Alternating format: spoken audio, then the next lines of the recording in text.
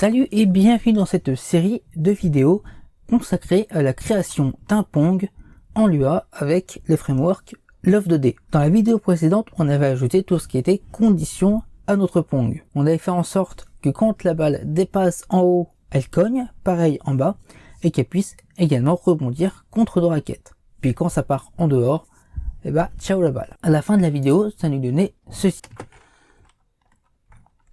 Donc on a notre balle qui rebondit bien contre les raquettes, et quand il n'y a pas eu de raquette, et bah la balle elle se barre. Ce que je vous propose dans cette vidéo, c'est qu'on termine une petite collision qu'on n'a pas fait, c'est quand la balle elle sort de l'écran. Et quand elle sort de l'écran, qu'est-ce qui se passe? On va faire notre score. Donc soit le personnage de gauche ou de droite va avoir un score qui va s'incrémenter. Voilà ce que je vous propose dans cette vidéo. C'est parti. Pour commencer cette vidéo, on va se rendre dans le fichier main. On va importer la police qui va nous servir à écrire donc notre score. Juste ici, on va créer donc une table fonte comme ceci.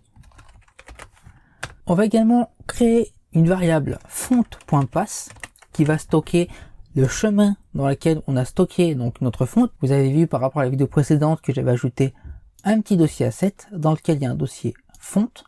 Et on va utiliser fonte.ttf. Donc ça va être fonte.pass. On va la nommer comme ça, cette variable. Et cette variable va être égale à notre chemin. Je vais la mettre comme ceci en simple cote. Donc ça va être asset slash fonte slash fonte.ttf. Oups là, je fais n'importe quoi. ttf comme ceci. Et là, vous avez votre chemin de votre police. Maintenant, il ne reste plus qu'à l'importer dans nos différentes fonctions. On va avoir font.score pour afficher notre score. Donc font.score, ça va être égal à love.graphics.newFont, comme ceci. Et là, comme on a bien fait les choses, qu'on n'a pas besoin de répéter notre code, on a juste à lui préciser font.pass, comme ceci. Et on lui précise également une taille. Notre taille, ça va être de 60 pixels. Et là, c'est terminé, votre fonte est importée. Maintenant, on va pouvoir styliser notre score. Donc, on va se rendre tout en bas dans la fonction draw. On va ajouter nos scores, juste ici. Pour afficher nos scores, on va utiliser une superbe fonction avec pas mal de paramètres, mais franchement, qui fait le taf.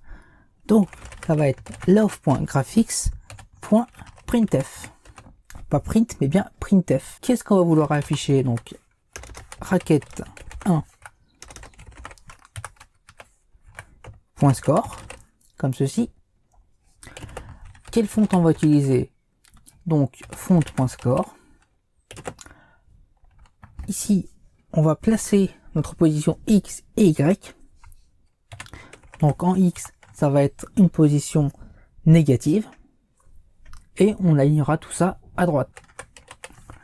Donc ça va être screen width divisé par 2 moins 20. Comme ceci. On va vouloir que par rapport à la moitié de l'écran, ce soit reculé de 20 pixels. On va également donc avoir le Y, ça va être à 20 pixels. On va avoir une dernière, pas avant-dernière propriété qui est pas très simple à comprendre. Ça va être combien d'espace ça peut prendre sur l'écran. Là, comme il n'y a rien de vraiment très précis, je vais mettre screen width. Comme ceci. Je vais également préciser que l'alignement de mon texte se fait à droite. On peut regarder tout ça, et là on a bien notre score. On va également ajouter la même chose juste en dessous. Là, juste en dessous, pas à côté. Cette fois-ci, ça va être font.score 2, donc notre deuxième raquette. Ici, ça va pas moins mais plus. Ici, on peut enlever le moins, il ne sert plus à rien. Et par contre, notre alignement, cette fois-ci, sera à gauche. Et là, on vient d'afficher notre score. Bon, c'est bien beau, on a un score, mais maintenant, il faut qu'il s'incrémente. Donc, on va se rendre dans la fonction update, juste ici.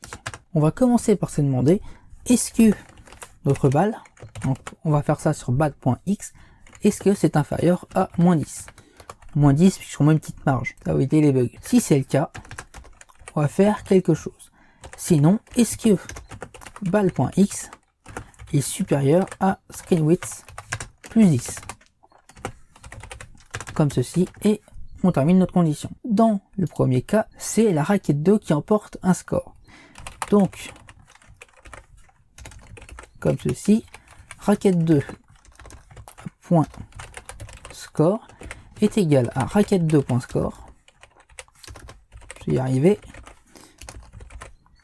Donc, raquette 2 point score plus 1. Et ça va être l'inverse en dessous. Ça va être notre raquette 1 qui va gagner 1 point. Donc, raquette, je vais pas y arriver, 1 point score est égal à raquette 1 point score plus 1. Et là, normalement, votre jeu est terminé et fonctionne. On va tester tout ça. Donc, c'est harmonie dans notre raquette. Et là, oups, ah, on a un petit souci. Ah oui, oui, bien sûr. Bien sûr, puisque notre raquette reste, enfin notre balle reste en dehors. Donc, il faut pour cela la reset. On va utiliser la fonction qu'on va créer juste qu'on a créé juste au-dessus. Balle.reset, comme ceci. Et on va l'exécuter dans nos deux conditions, comme ceci. Et là, normalement, le problème est censé être réglé. Donc ça rebondit contre la raquette. Et là, oups, j'ai pas fait exprès, ça sort. Et on a une erreur. Oui, effectivement, c'est pas balle.reset, c'est reset ball. Comme ceci. On reteste, ça tape contre la raquette. Et là, oups, j'ai pas le temps de la rattraper. Donc là, je viens de gagner un point. Et ma balle revient bien au milieu. Je peux tester à l'inverse. Donc là, je tape contre la raquette. Là, j'ai réussi à la rattraper, donc ça part l'autre sens. Et là, oups, ah, oui, effectivement, c'est reset ball dans les deux cas. Donc pour le fun, on peut retester. Là, c'est censé marcher. Et là, ça fonctionne. Félicitations, votre Pong est terminé. Si vous le souhaitez, vous pouvez arrêter donc à ce niveau-là. Mais si vous voulez aller un petit peu plus loin, n'hésitez pas à suivre les prochaines vidéos. J'espère que cette vidéo vous aura plu. Si c'est le cas, n'hésitez pas à mettre un j'aime, à vous abonner, à mettre un commentaire si vous avez une question ou une suggestion. Et moi, je vous dis à la prochaine dans une prochaine vidéo. Tchuss!